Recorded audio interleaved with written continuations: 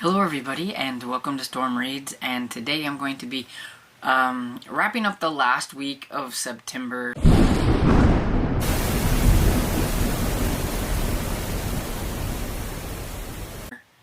I kind of went ahead and just let it go through the end of September since like Monday was the end, and I meant to do this earlier and like it's been a week already, so I am behind. So I'm just going to hurry up and wrap this up so that I can do my whole like actual September wrap up and everything. But sometimes I will just like not even wrap this up and talk about them during my wrap up. But I have 6 books to talk about, so I figured I would just go ahead and do a separate video and just wrap up the last week of September. I'm very tired. I've not been getting a lot of sleep.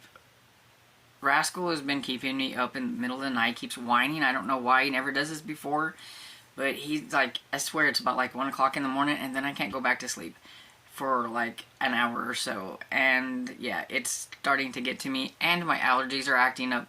So hopefully I don't look horrible, but I feel like my eyes are barely open, but I think the glasses kind of help that you can't really see how like sleepy I look maybe. Anyway, so let's just get into this. The first book I have is The Marlowe Murder Club by Robert Thurgood. This one is the first book in the Marlowe Murder Club, and I give it 4 stars, and it's about Judith who one day she is out swimming and she hears an argument and then a gunshot, and she's pretty sure that somebody shot her neighbor. And so she calls the police, but they go and check, but they don't really, to me, do like a very good job of checking and everything, but they don't see anything wrong. And so Judith decides to investigate, and she kind of gets a couple of other ladies kind of wrapped up in it too and everything. And it's just funny. Judith is an older lady and she's a hoot and everything. So I am definitely looking forward to reading the second book in this series soon. The next book that I have is A Bite Above the Rest by Christine Vergnig, I think. I'm not sure if I'm pronouncing the last name right, but this is a middle grade book, and it is about a kid who his mother moves them to a new town. The town is called Samhain, and they celebrate Halloween all year long. They dress up, the adults, the kids, they dress up every day and just really pretend like every day is Halloween. And he is not a fan. He didn't want to move in the first place. He's missing his father, who's recently passed away, and he definitely doesn't want to dress up. He thinks that's for little kids. And so his costumes kind of crack me up because he's not going to fit in if he doesn't dress up in a costume, but he's also doing non-conventional costumes that kind of get him made fun of anyway still. Like an example, he puts tapes a couple of quarters on his back and calls himself a quarterback, and you know, things like that. He does make a friend. Her name is Tay.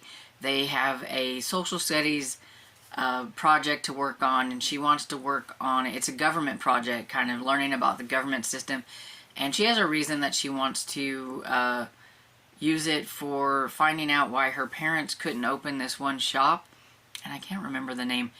It's Amulets and something, or something and Amulets. I cannot remember I can't remember, but anyway, it was a souvenir shop that would sell like small wooden stakes and amulets to keep witches away and things like that, and it got shut down and everything. And so she's kind of wondering what the process is on why some shops get to open and some don't. Well, while they're investigating this and looking into this and everything, they might have found out that some of the residents are actually paranormal creatures. The mayor and his crew, they keep evening hours, which is kind of weird for a city to have a mayor that works the evenings, and he dresses up as a vampire and all that kind of stuff, so maybe there is a reason why they're in the evening. He thinks his neighbor's a witch and his teacher is a werewolf, and so he was going to prove this him and his friend and everything. And the ending seems like there might have been a few consequences to the actions that they take and everything, and that it is going to be maybe a series, a trilogy or something like that, because it does kind of leave it open. And so I'm just going to guess that it's probably going to end up being a series. And I enjoyed it. I give it I enjoyed it overall. I gave it 3.5 stars. There were a few things that was just kind of weird and everything. And right now, I can't even remember what it was that that bothered me. But it just wasn't enough to get 4 stars.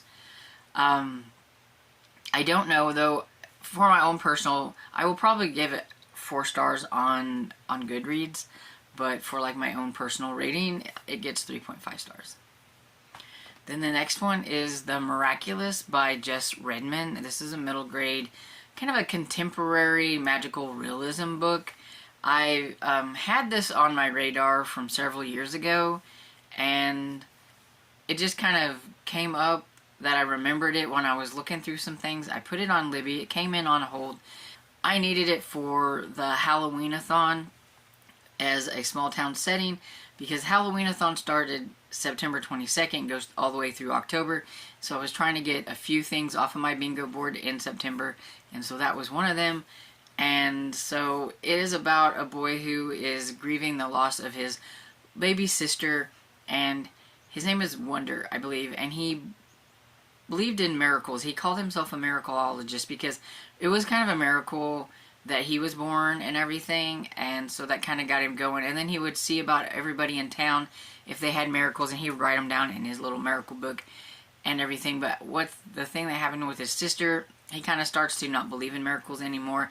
And then he meets a young lady at the cemetery whose grandfather had just passed away, so they were having like the graveside at the same time that he was having, him and his father were having a graveside thing for the little baby. And because of her and her kind of unique way of looking at things and how she is, she's kind of into the paranormal, and she likes to wear a cloak and everything and stuff like that. And it just kind of makes him start to reevaluate things, and like, even though bad things happen, there are still miracles. It's just the process of life. Death happens and all that kind of stuff, and he kind of figures it out. The magical realism part kind of comes into play is all of a sudden after his sister dies, there is an old lady who moves into this house that's kind of close to the cemetery, and her name happens to be the same name as the name that they were going to name the baby sister and stuff like that. And so you kind of wonder, you know, how that is connected and all that kind of stuff. And I thought it was pretty good. It's not my normal kind of thing, but yeah, I give it 4 stars. I think a lot of people would probably really enjoy it a lot more than me. I'm not huge into like the magical realism stuff, but it wasn't too bad. Then the next book I have is When Darkness Falls by Shannon Drake, and this is the second book in the Alliance Vampire series. Shannon Drake is also Heather Graham, and I read this with my friend Barb, and it was for her Vamp Timber that she was doing, and I liked it. There was a few things that it was questionable about, but overall I enjoyed it. I thought the main character was a little dumb at times, but you get to still have the 2 characters from the first book are in this book, and the vampire in this one is Lucien, who you meet in the first book. You're not really sure what you think about him in the first book.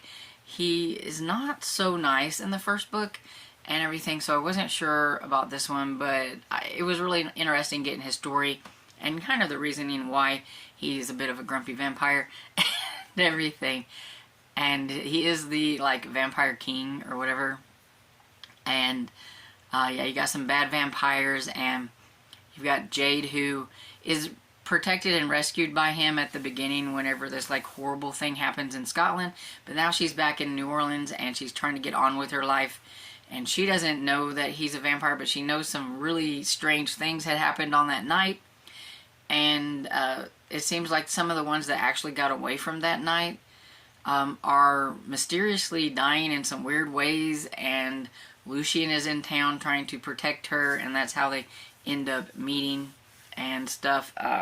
She has kind of like a, not like a boyfriend, but like a guy that she'd like to have a relationship with that had some strange things happen to him.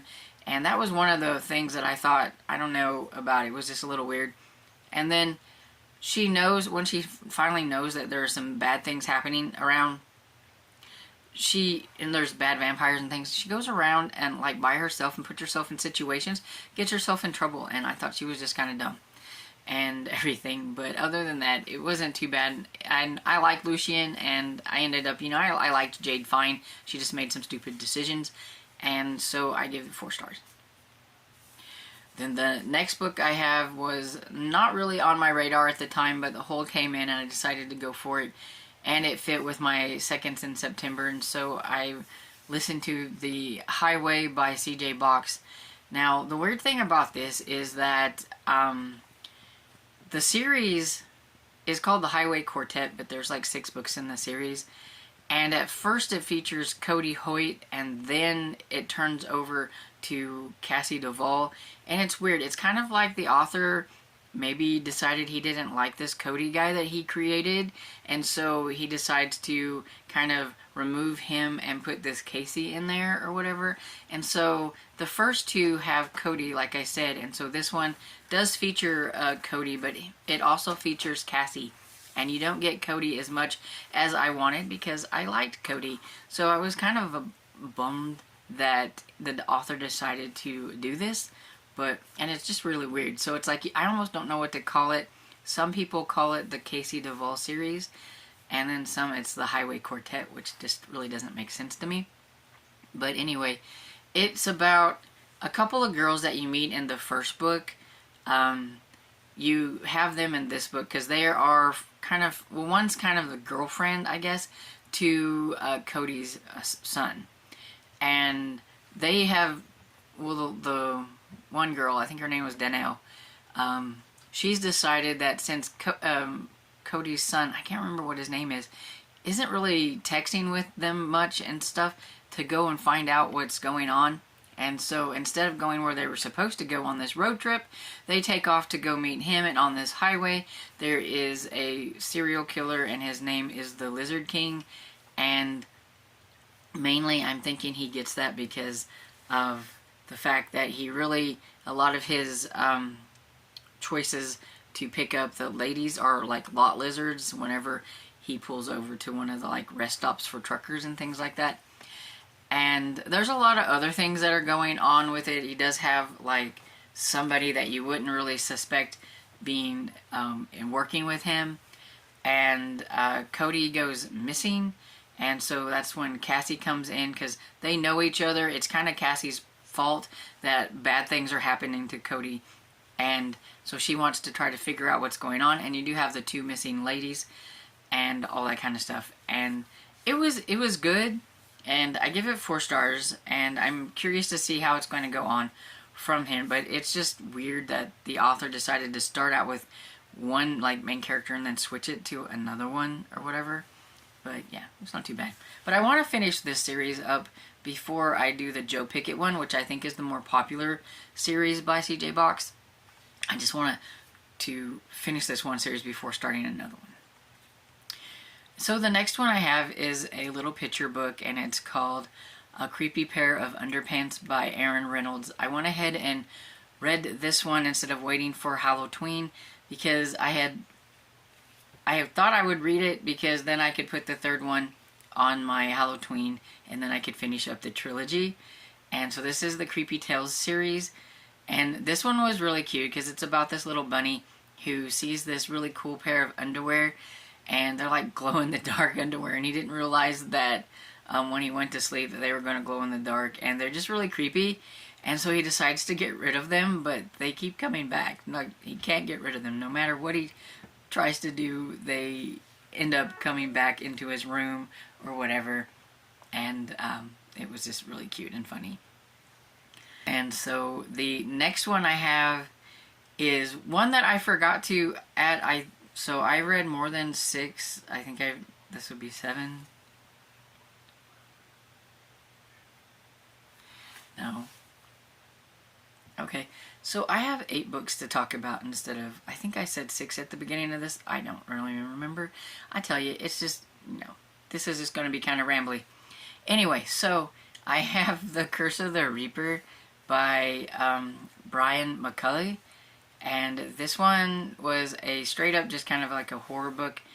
But I thought it was going to be a slasher, and it wasn't. It was more of a psychological thriller with a little bit of horror type stuff at the end. It says that it's said to be like The Shining meets Scream, and I don't believe that. Don't think that for 1 minute that is what this is. And it's about a kind of a rundown actor who had played the role of the Reaper in like, I don't know, 8 movies, 7 or 8 movies. And now they're going to be doing a like reboot, but they're wanting to use a younger person. And it's kind of, this older guy has Alzheimer's, and so he's hallucinating. And so you get like this voice of the Reaper, like the persona of the Reaper. And yeah, it was okay. I think I'm going to give it like 2.5. I might give it 3 stars on Goodreads, but it bored me for most of it, and because I was expecting like this slasher type of book, and that's not what I got. There was quite an ending, I tell you that. Like, it went places I didn't think it was going to go in the end, and I can see why some people would enjoy it. It just really wasn't my type of horror book. So the last book that I have is The Traitor by Ava Glass, and this is the second book in the Alias Emma series, and this is about Emma, who is going undercover on a boat. I think it's like a yacht, I think, and there's criminals on there, Russian criminals, and at the beginning there's a body, and they're trying to figure out what happened.